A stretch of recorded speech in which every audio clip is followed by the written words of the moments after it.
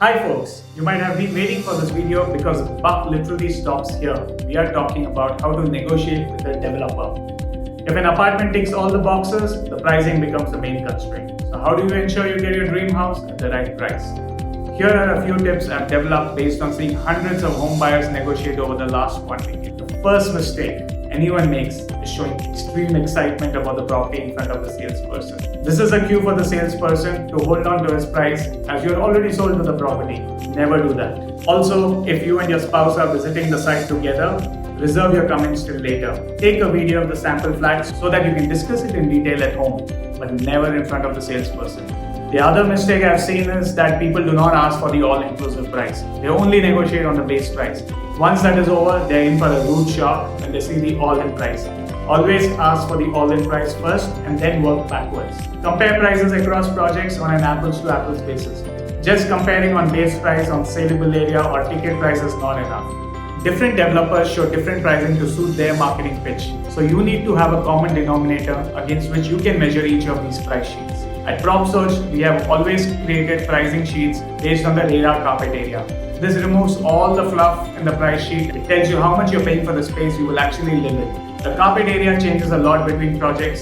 Say a 1,000 square foot house can have a carpet area of 650 square feet, whereas another one can have 700 square feet. That's a straight 5 to 7% difference. And that has a huge impact on the pricing. If you have figured out some challenges in the location, neighborhood, master class, or design, based on the frameworks we discussed earlier, use them to the maximum during your negotiation.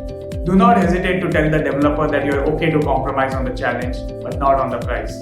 Developers typically know all the challenges in their properties and are flexible on pricing on specific units which might be affected. Put the check on the table when you're in the final negotiation meeting. This indicates that you have to decide between this project or another one, and that's why you're sitting there today. Never say that you want to buy a property in that project only, because you again go back to square one in terms of negotiation. If you have a broker in between, you can use him to negotiate on your behalf. Pass tough messages and anchor through him to the developer without revealing the actual price you want to close at. Use the broker effectively throughout your negotiations instead of haggling with him on petty matters like fastbacks. Fastbacks are counterproductive and you lose your ability to push the broker and you are at his mercy by the end of the transaction. Most importantly, most of the time the broker does not even process the fastback at all.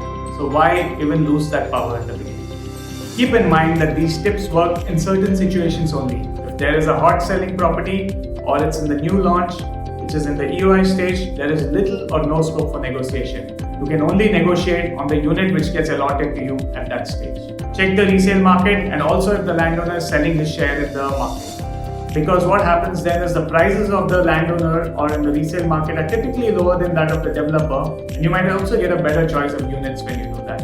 And finally, do not drag the negotiations beyond 2 to 3 discussions, as there is always a chance that the developer might sell the unit you like and then you're back to square one. This typically happens when there's a good demand for the property. Also, don't forget to understand the payment plan before you agree on pricing. Payment plans have a huge impact on your cash flows and as a result, your interest cost or opportunity cost on your capital. In the famous subvention schemes of the past, the builders typically had 2 kinds of pricing: units with a subvention and units without.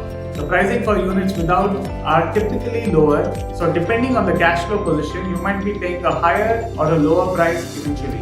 There is a free NPV calculator in our toolkit which you can download at the end of this masterclass. So now I'm sure you're a master of how to negotiate with a developer, but that's not all that we can offer you.